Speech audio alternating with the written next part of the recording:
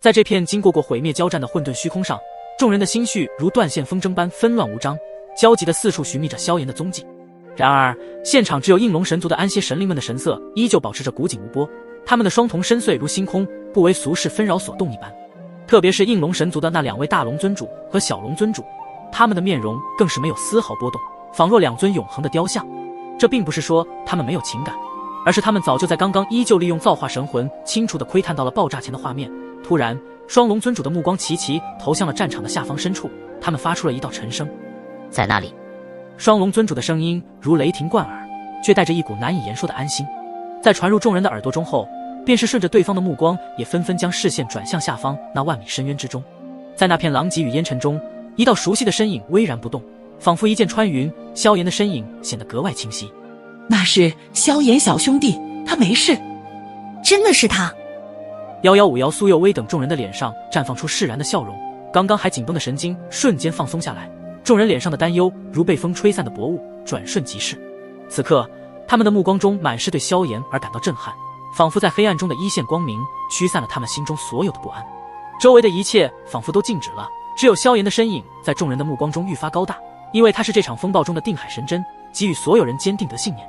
在这一刻，所有人的担忧和恐慌都化为了虚无，只因他们的萧炎兄弟依旧昂首站立在了那巨型生物的身躯上。如果仔细一看，此时那巨型生物的庞大身躯在被刚刚那道毁灭的轮回中，早已经被千疮百孔，无数道伤势如蜘蛛网般覆盖其上。他的血液犹如滚烫的岩浆，鲜红的刺目自伤口中汩汩流出，那血的温度极高，溅射到地面后竟将那些石块都给融化，散发出阵阵硫磺般的刺鼻的气味。巨型生物的呼吸急促而沉重，他的眼中闪烁着不甘与怒火，他发出一声震耳欲聋的怒吼，声音中充满了悲愤与绝望。你居然能够破了我的火魂合一，我不甘啊！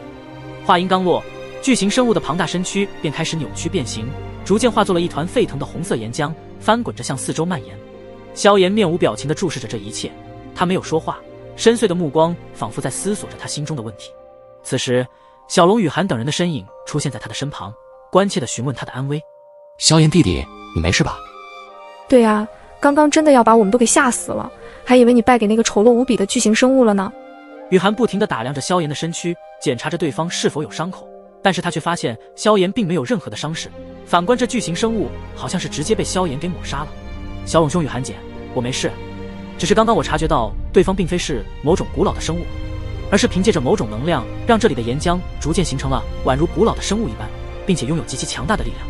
萧炎望着那些红色的岩浆，所过之处的一切都被他无情的吞噬，万物皆成了灰烬，最终缓缓流向万米深渊中后，将自己心中的疑惑讲了出来。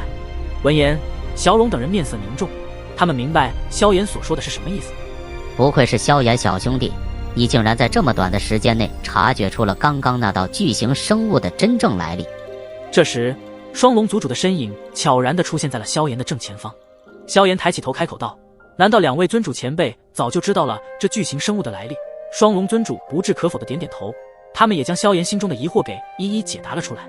的确，刚刚你们在交战的时候，我们催动造化神魂的力量，洞察了这里的所有物质能量，发现与你交手的仅仅只是这方面貌世界中的岩浆而已。应该是这里的某种能量让地底深处的岩浆产生了独立的意识，才诞生了强大的生物。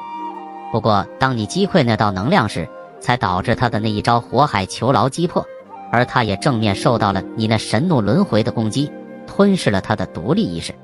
只是让我没想到的是，在刚刚那种激斗的场面中，你为何能够在第一时间找到突破对方这等招式的法门？就是这一点，双龙尊主并没有看出来。他们知道萧炎的力量很强大，但是也想不明白萧炎是如何做到洞察对方的弱点。萧炎闻言这才想明白，原来对方真的只是这个面貌世界的岩浆所幻化出的可怕生物。火焰星之眼，我之前获得火焰之心后，习得其中的万火玉技，便是能够看透对方的能量运行轨迹，甚至可以看到即将发生的一些画面。萧炎并没有隐瞒自己的这一道万火玉技。应龙神族虽然是天古纪元时期的神族势力，但是对方并非是那种对统治野心、对大纣带来毁灭的神族，